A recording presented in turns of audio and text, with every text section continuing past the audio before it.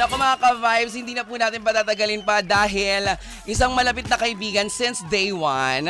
Actually, hindi naman day one. Since nung lumabas siya ng sikat na bahay din yun before. Kasi di ba parang naaalala na lang natin, Pinoy Big Brother House. Pero baka nakakalimutan po natin na sa katabi pong bahay nito, nandoon naman po ang Pinoy Dream Academy House. Diba? At ang umawit ng very, very iconic song na napakinggan po natin kanina lamang ang Paano na Kaya. Diba? Oo. Eto na, please welcome live na live dito sa 92.3 FM Radio Ka-Vibes ang Lupet Bugoy Drilon. Hello guys! Thank you for having me. Hi, Bugs! Yes! Ba't natatawa? Agad-agad wala pa ako sinasabi, Bugoy. Nagulat ako doon. Sabay talaga kayong dalawa eh. Yes, natin sabay na sabay. Pinag-test nyo ba talaga yun? Galing. Parang nasanay na lang sa araw-araw. Kasi di pa ako ready. Ay, ready sila. Galing. Pagbukas ng microphone, game na game, ready na tayo. Dapat laging handa. Oo, Yes. kasi nga, tayo ay mga Boy Scout and Girl Scout of the Philippines. I agree. Wow! Kahit hindi ako nag-training, no? Totoo. Bugoy, batiin mo muna lahat ng mga ka-vibes natin na mapapanood tayo at napapakinggan nationwide and worldwide. Wow. Hello po sa ating mga ka-vibes. This is Bugoy Delon. Sana po you're having a great afternoon. Yes. Yes. Alam mo, sobrang natutuwa ako kasi parang, di ba nag-start nung gines ka namin ni Papa Awel sa DCMM. Tapos ngayon nandito ka sa FM Radio Manila. So parang nakikita ko yung dati nating ginagawa. Yung parang di ba? very busy, di ba Oo. yun? Talagang lahat ng radio stations pinupuntahan ninyo. Tour talaga. Nagtutour talaga radio kayo. tour. Nakakamiss yung gano'n, no? Totoo. Pero syempre bago itong radio tour mo sa bago mong songs na inilalabas at sa mga bagong kaganapan na talaga namang aabangan sa'yo ng mga fans mo. Ano mo nang nagpa-busy sa'yo? This past few, mga, syempre diba, noong January, February, ganyan. Ano po, nag-focus lang talaga ako sa pag-build nung album talaga. Nung bagong sound? Oh. Hindi man siya naging madali, pero talagang it's a process na kailangang pagdaanan. Kaya, yun ang pinagkaabalahan ko talaga to find yung right tone and yung meaning din ng kanta. And, yeah. Wow! Paano yun? Paano yung gano'n, no? Tama, no? Right on. Tsaka hindi, I remember, di ba na-mention mo sa akin, parang humanap ka ng mga, mga young generations na involved doon sa music. Di ba sabi mo, parang humanap ka ng mga bagets doon para for the music na para makapag-collab with your ideas and their ideas. Sa totoo lang po, and actually, hindi ko naman po talaga sila hinanap eh. Dumating lang po talaga sila sa life ko. And sabi ko nga sa kanila na baka kayo talaga yung nilagay sa akin, place sa akin ni God to fulfill kung ano talaga yung kailangan kong gawin, which is purpose ko in music. Na baka sila talaga yung magbibigay sa akin yung story ko. Pero kahit na ano pang man sabihin natin, yung tunog Bugoy Drilon, hindi na pwedeng mawala eh. Ay. Di ba? Very, Yes. ano na siya? Iconic. Iconic. Legendary. Legendary, totoo. Thank you. Pag thank sinasabing iconic yung songs, di ba, who would have thought darating yung time na parang pag-uusapan natin at tatawagin natin legend, iconic, one of the... Di ba, Yeah, hindi totoo. award-winning also. Wow. Aminin natin kasi syempre nung mga panahon ninyo, kayo talaga, naabutan mo yung time where sa music industry, it's very, very important na makapag-sell ng CD. CDs. Naabot mo ba yung Yes, tape? lahat. Ano? Pati tape? Hindi na tape. Yung CD na. CD na talaga. CD na. Oo. Tsaka kayo nag-transition into digital platforms. Yung batch namin. Oo, yes. Ayan. Kasi Anong talaga dati nafe-feel? nun talaga yung entertainment, radio, and TV. True. Tsaka more Kaya show. hindi ko nga din naabutan na yung bago sumikat yung Facebook. May Sa bago social pa yun, media. di ba? Friendster. Naabutan ko yun, yung bago niyan. Ano? Pex ba? MySpace. There you go. Yung MySpace, yes. Di ba? Bago oo. yung FB, MySpace siya. Pero hindi masyadong pumatok yung MySpace, Hindi. no? Kasi parang siyang Naging website. Yeah. Naging FB na, di ba? Oo, yung Facebook talaga yung pangmalakasan. Anong nafe-feel na parang ito na to, kumbaga parang dati ang sinasabi namin na mga OG iconic sina Sir Ogie Alcacid. Di ba totoo sina Sir Ogie Alcacid, sila Sir Martin Rivera? I know. Kayo kasi yung sumunod na batch, di ba? Parang sina Eric Santos, ikaw, si Jed. Talaga ba? Kasama ko doon. Totoo naman, yes. Oo. Thank you na lang po. Thank you Hoy, po. aminin natin, Bugoy, ang dami yung nalibot ng ibang bansa, 'di ba? Pero ano po, nakakatabaan ng puso kasi yung gusto ko lang naman talagang gawin, which is kumanta. Mhm. Yun lang talagang gusto ko. I just want to give value to the people using my music and for them to really get to know me as well. Pero aminin natin, yung sa music mo parang nagkaroon ka rin ng time na hindi pa man 2026 or 2025, na challenge ka. Kumbaga kaya nga sumikat yung yung One Day. Kasi 'di ba hindi naman natin alam na magti-trending yung version mo ng One Nagulat Day. din talaga Diba? kasi parang nag-experimental lang talaga yun. Nag-try akong Cover. ng reggae sound. Tinry ko oo. lang. Tapos nagulat ako na sinuportahan nila na umabot pa ng Ibang bansa. yes, and then the views, I think that's the first time na nagkaroon ako ng 100 million views. The views and opinion of the Ay, host. doesn't reflect Iba ata yan. Mali! Iba pala yun, iba pala. Mali! Ayan. Oo, pero di ba 100 million views dahil dun sa song na yun. Pero minahal, kumbaga kada may show ka, hindi na siya pwedeng hindi kasama dun sa anong tawag doon sa song, list of songs mo. Playlist. Songs, Ano, Tama ba? tama, playlist. Set list. Set list. Yes. Ang galing mo dyan. Yes, oo, pang banda. Setlist, yes, di ba? Repertoire. Okay. Wow! Wow. Repertoire? Wow. Repertoire? Tsari. Di ba, Bugoy? Totoo. Repertoire pala ang tawag doon. Hindi ko alam, naisip ko lang. Tsari. Di ko sure. Oo, di ba? Ayan. Yun, so yun. Nung dumating yung time na yun, may pressure ba na dapat, kailangan ko ng isa pang hit na meron pa akong i-cover ulit na papatok na naman sa tao. Which meron yung sa inyo naman nila, Michael. Wala naman na pressure siguro kasi yung intentions ko lang naman talaga is to put out music. Kaya kung ano yung nagustuhan kong i-cover noon, nilalabas ko lang. So, siguro wala naman na ginawa ko siya na dahil pressure kung kailangan kong maglabas just to stay relevant. I did it because I love making music. And swerte ko lang, blessed lang ako na ngayon binigay sa akin ni God yung mga tao na alam kong matutulungan nila ako to create yung music. Kasi doon talaga niya ako nilagay eh. May time ba sa career mo na parang nung nag-uusbungan, nagsusulputan na yung mga bago? Parang may time ba na parang naisip mo na, hindi na ito yung kagaya nung bago kami. Sila na yung mga bagong flavor of Yes. the Filipino audience. Yes. Hindi ko pa yung natatanong sa'yo ever. Talaga, oo naman. Yeah, can you make kwento? Wow, can you make kwento, Englishera? Iba Yung na kasi ang parang landscape. Iba na yung ganito, ganyan. Naramdaman ko naman yan nung umpisa. Pero na-realize ko din na iba-iba yung timeline of success. So, bakit kailangan mo makapag-compete sa iba? You just learn how to celebrate yung win din nila. Noong umpisa naramdaman ko yun kasi as a breadwinner kasi, di ba, you have to provide for your family. So naramdaman na relevant ka pa ba? Tatangkilikan ka pa ba ng tao? Love ka ba na pakinggan ka ng tao? May mga bago na pumapasok ngayon. But they deserve to be there too kasi they put hard work as well. You just have to learn to celebrate other people's win and know na yung timeline ng success natin magkakaiba. True. But we are meant to be successful. Totoo. Ang ganda nun. Grabe. Parang siya, it's a good way to take things. Hindi yung parang, siguro, parang yung ibang tao kasi syempre may insecure na parang, nako, ano na mangyayari sa career ko, ganun. Lalo na, dun sa akin, kasi wala naman akong regular TV show. Yes. Talagang radio lang din talaga yung bumuhay sa guesting. Pero choice ba yun? Kasi di ba dati kapag ka nananalo sa mga reality competition o kaya kahit hindi kayo manalo pero meron kayong mga sikat na kanta, di ba automatic? Nagiging artista. Ang pagkakaalam ng tao, dapat mainstay agad sa ASAP, ganyan. So, choice It mo depends. dati. Ako po gusto ko talagang kasi gusto ko talagang kumanta. Why not? It's a big platform na ma-share ko yung music ko, not only my music, which is my journey. Pero siguro, alignment din siguro ni God na para i-hone ko pa kung ano yung binigay niya sa akin. So when I'm ready akong sumabak sa battle niya. kumbaga prepare ka. Mm-mm.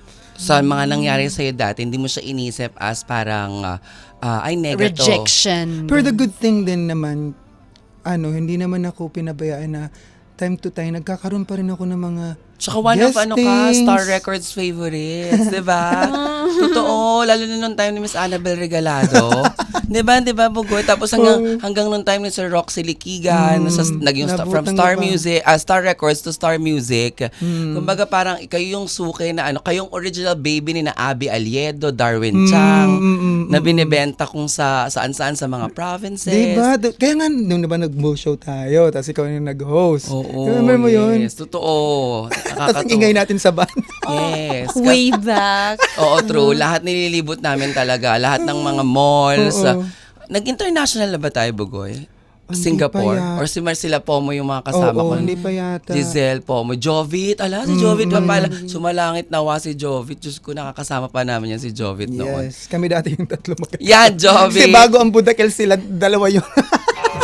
si Jovit o si Marcelito yung kasama ko. Di ba totoo? Oo. Si Jovit tsaka si Marcelito. Ayan, si Marcelito rin na talagang hanggang ngayon nagki-keep in touch pa rin. Nakakatuwa, di ba? Ang sarap-sarap makita na up until this very moment, di ba? Still, your music is alive. Di ba? Ang bakit naman parang Thank you. Hindi, wag naman, napuwing lang ako. Parang emotional ka. Ay, napuwing lang ako. May masama. Di ba totoo? Alive na alive yung music mo. Oo. Ngayon yung last time nung nag-usap tayo sa DZMM, ang title ng song na ipinarinig mong pasample ay yung about sa sa Empty House. yes, right? about sa pagkawala ng isang malapit na kaibigan or taong mahal natin. Ngayon naman ang bago sa iyo ay Pilit pinili. kwento, bakit pilit pinili? Talagang gusto nyo malaman yung totoong kwenta. No? Gusto ko malaman talaga, Bugoy, kasi parang this past few days parang Sige. may Sasabihin pinagdadaanan ko talaga, ng diba? puso ko dahil sa love life. Sa love life. Nabuo yung kanta kasi I've been in a 5-year long distance relationship na alam mo naman sa sarili mo na hindi talaga para sa'yo yung tao pero pinipilit mong magstay and question sa sarili mo kung bakit nahihirapan kang umalis sa sitwasyon na yon. Which is kasi yung attachment na kahit na mahirap, pinipili mo pa rin yung love na baka balang araw, mabigay din sa'yo yung love na hinahanap mo. So, it represents that love pala is not that easy. It's also show the painful truth na kailangan mo lang tatagan yung sarili mo. Grabe. Sobrang relate. Na saka yung meaning din kasi nung kanta is that na parang kapag pinili mo pala yung bagay na hindi para sa'yo, ano mangyayari? Ikaw ang masasaktan. Hindi naging open sa sa public yung Hindi talaga naging open when it comes to my relationship. yung personal life. Yeah. Kasi kaya nga personal, di ba, sa akin. And then, I've learned yung experience to na I think kailangan ko pagdaanan to give a company sa taong may pinagdadaanan din ng ganito because I've been in that position and alam ko kung gaano kahirap na umalis sa sitwasyon kapag mahal mo ang tao kahit na hindi naman naibabalik yung love na yun sa'yo. So meaning, yung 5 years na na LDR mo na yon, sa sinasabi mo ngayon, parang to my understanding, naging struggle, challenge, mahirap. Kasi parang ikaw lang ng ikaw yung nagtatry, tapos wala kang nare-receive pabalik. So, Bakit nagtagal kayo? Kasi 'di ba pag mahal mo naman ng tao, wala ka naman pinipili kung ano siya eh. 'Di ba? You dive and you give that love. Kasi it represents kung paano ka magmahal. Hindi naman yun ni-represent kung paano magmahal ng isang tao eh. It represents kung paano ka magmahal. Na binibigay mo na you can actually love someone kahit na hindi niya ibalik yung love na yun. Maganda yung naging closure niyo nito. Oo naman, okay naman na. At first, syempre, dinamdam ko muna yung pain. And then, later on, na-realize ko na part lang talaga siya ng kailangan ko pagdaanan. May regrets ka? Wala. Wala akong regrets. First time kita kasi- naririnig na nakikwento ng love Ayun life. na nga eh. Wala naman akong regrets kasi choice ko yun eh. Saka I've learned something there na makita ko kung ano yung value ko. My As a person, self-worth yes, and my oo. self-value na hindi naman pala mo makukuha yun sa ibang tao kundi sa sarili mo. And I am thankful na pinagdaanan ko yun kasi nalaman ko na it's okay na masaktan. Kasi alam mo rin kung paano magmahal. Paano ka nag-cope up? Sinong kasama mo ng time na nasa moment ka nang yan lahat ng sinasabi mo yung pinagdadaanan mo? Which is my family, my friends na yan, sa another songs na nga yan sa kanta na lahat pala ng kailangan ko nasa nasa harapan ko. Yung relationship pala na hinahanap ko, hindi pala yung romantic relationship ang kailangan kong hanapin na una, which is the relationship that I have with my family and the people that surrounds me. Na tinatry kong i-fit in yung sarili ko sa iba na reality pala, yung mga taong para sa akin nasa harap ko lang. At blinded ka kasi may gusto kong iba eh. Kaya yun. Bakit? May background. Sinulat mo to nung medyo ano ka na, okay na. Nilaan. Yeah. Ako kwento mo sa kanila kasi sila yung lagi mong So, kasama. Ano? Kwento niyo Oo, ko sa kanila. alam nila buong magkatao ko. Kwento ko talaga sa kanila lahat ng pinagdaanan ko. Pero yung pilit-pinili talaga, ito yung pinaka-vulnerable side ko. Ito yung Totoo, no? pinaka-vulnerable Ang ko hirap talaga na bugoy, di feeling. ba? Oo. Kasi parang, di ba sa trabaho, parang kailangan, kunyari pag performer ka, singer ka, kahit na ano man yung sakit na nararamdaman mo, Kailangan magtrabaho, from di ba? within. Pero kunyari, at that time, meron kang mga shows or meron kang mga gigs na kailangan mong puntahan. Yung mga nanonood sa'yo doon, hindi sila pumunta para masaktan ng bonggang-bongga at makarelate, di ba? Nandun sila para maging masaya. Yeah. Kaya itong pilit-pinili, hindi naman talaga siya, pag pinakinggan mo, hindi naman talaga pain talaga, which is actually healing. Healing yung binigay ko ditong intentions na kahit ganun yung nangyari, Pwedeng pang closure. kahit hindi mo nakuha yung bagay na gusto mo, it's not the end naman eh. But learnings lang ang makukuha mo doon to choose yourself. Tama. Self-love. Kasi yung iba hindi naman sinuchoose yung sarili nila pag in love eh. Ang hirap, di ba? Ang hirap Yes, kasi kahit alam mo nang hindi para sa'yo, True. bakit ang hirap, bakit hindi ka nakakawala? Bakit hindi ka nakakaalis? Bakit pinipilit mo pa rin yung sarili mo kahit alam mo naman? Tsaka walang, ang sagot? alam natin yung sagot, pero gusto nating, ayaw man natin aminin sa sarili natin, gusto nating maramdaman kung ano ba talaga yung sinasabi nilang pain. No. Can I tell you something? Bakit Yes. nag-work yun? Dahil yung hope natin. Hindi, aside from hope, totoo naman talaga lahat tayo may di ba? Ang dami nating na yung Delulu. memories na alam Attachment. Oo, okay Sayang. naman kami. Okay naman kami ganyan. Ilaban ko pa kasi tas 'di ba yung sinasabi ng mga tao na mag-take ka ng risk. Yes. Kasi pag nag-risk ka, hindi mo naman alam kung maging okay or magiging hindi. Ayaw mo nang Siguro regrets yung eh. sa words na sinabi niya nilalaban kasi nilaban ko ba? Oo, nilaban ko hanggang 5 years. So, Kahit na ibig 1 year pa lang alam ko na. Talaga? 1 year pa lang ba nakitaan mo na parang hindi talaga may Oh, red? it's not reciprocated yung it's Ang hirap. unrequited. Uy, ang sakit nun, bugoy. Una parang ikaw lang yung nagbibigay ng love kahit hindi mo nakukuha yung love na yun sa kanya, pero kasi na-realize ko na it depends din pala sa expectations mo. Kasi kung love mo isang tao, tapos yung isang tao parang wala pa siya dun sa situation, pero love ka din. So, magkaiba yung expectation nyo sa isa't isa. Kaya, minsan, hindi siya nag-work. Hindi siya tumutugma. Kasi naman yung kasi. ibang mga tao naman kasi, papasok-pasok kayo sa relasyon, di Hindi pala pa kayo ready. handa. O, diba? Diba? O parang yung iba naman, umuo na lang kayo kasi may pressure din. Umuo na lang kayo kasi artista. Ay! Ay! Parang may pinanggagalingan. Sino yan? Oh, shit. Umuo na lang kayo kasi, di ba? Hindi kasi minsan plus factor yun. Oo, na parang syempre. Diba? Tsaka pang social media nila. And yung status ng buhay nila. Yes, totoo. Feeling nila, angat. Dahil Correct, ibang totoo. nakakaangat. Hindi sa pagja-judge ha, pero we're speaking sa based on Experience.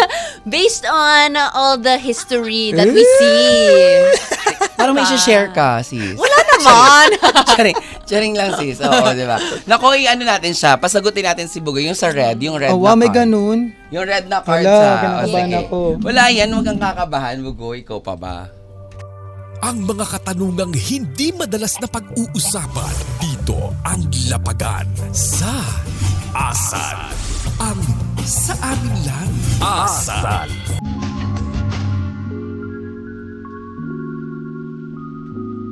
Ano din kasi, Ito na. O, papunutin mo siya red yan. Red. Yan, bigyan natin siya ng yan, isa. Isa mo na. Okay, basahin. wow, mahirap naman ang tanong. Grabe. Bakit? Unang bunot, mahirap Anong agad. tanong? Paano mo With W ba yung paano? Saka yung mo? Paano mo masasabing mahal mo na ang isang tao? Oh, yan. Boom! Oh, yan na. Ang bilis. Masasabi mong mahal mo na ang tao kapag may... Natawa kasi ako eh. Parang hirap talaga ng tanong na to eh, kasi hinahanap ko pa rin to sa sarili ko eh. Paano mo sasabing mahal mo na ang isang tao? Siguro for me, masasabi kong nahanap ko na or mahal ko na yung tao kung meron akong peace sa taong ko. Peace of mind, no? Kasi it's very, very expensive. Mhm. Yun ang hindi Kasi hindi lang mo naman mababa. puro love and feelings cause change.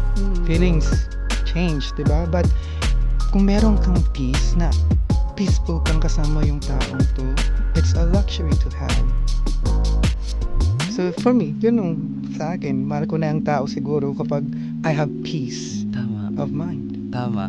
Madalas hindi yan nasasagot, yung peace of mind. Lagi ang sinasabi natin, trust, loyalty, faith. Hindi rin pwede kasi kahit na yung loyalty ka tas yung isang partner mo hindi. So would you stay in a relationship yung ipupush mo ba yung loyalty mo even though alam mo na yung love mo may iba? Naku. Ay, hindi na. Oo nga. Diba? Kung may mahal siyang iba, magsama sila. May hinanakit. Hindi, di ba totoo naman? Di ba, kung may mahal na siyang iba, wag mo nang ipagpilitan yung sarili Totoo. mo na pumasok pa dun sa eksena, di ba? Totoo. Oo. Sige na nga. Ay, Totoo talaga yun, totoo yun. Diba? Naramdaman ko din naman talaga. Kaya yung pilit pinili, wag mo na ipagsisikin yung sarili mo na mahalin yung isang tao na even though yung taong yun, hindi ka naman talaga mahal. So anong tawag sa'yo? Hindi ko pwedeng sabihin. Hindi. Pwede ba yun? 80-80. So, basta letter, alam mo na. 80-80. Hindi lahat sa pag-ibig 80-80. Oo, There is syempre. parang walang tama o maling kasagutan kapag nagmamahal tayo. Minsan nga, may, 'di ba tayo as a DJ at yung may ibang kasamahan kong DJ from the past, gagaling mag-advise.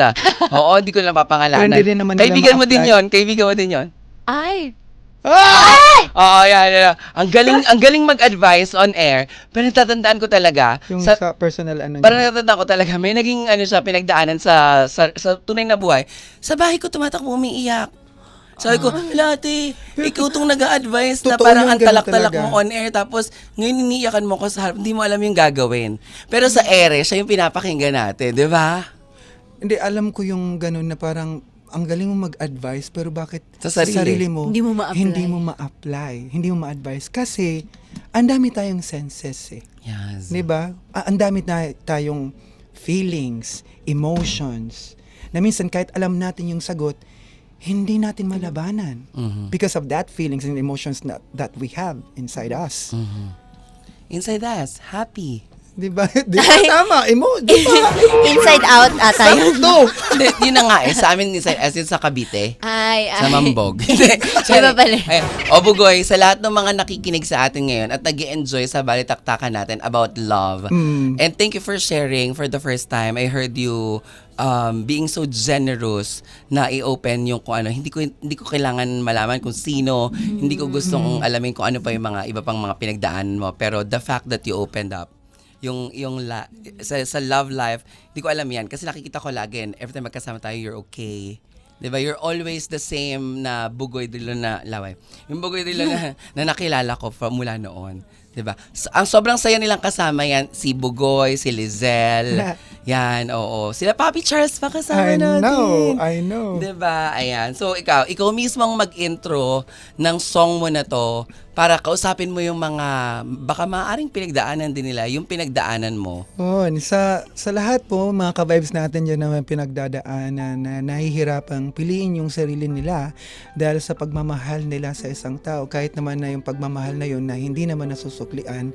I hope na itong kanta magbigay sa inyo ng company na everything is gonna be okay.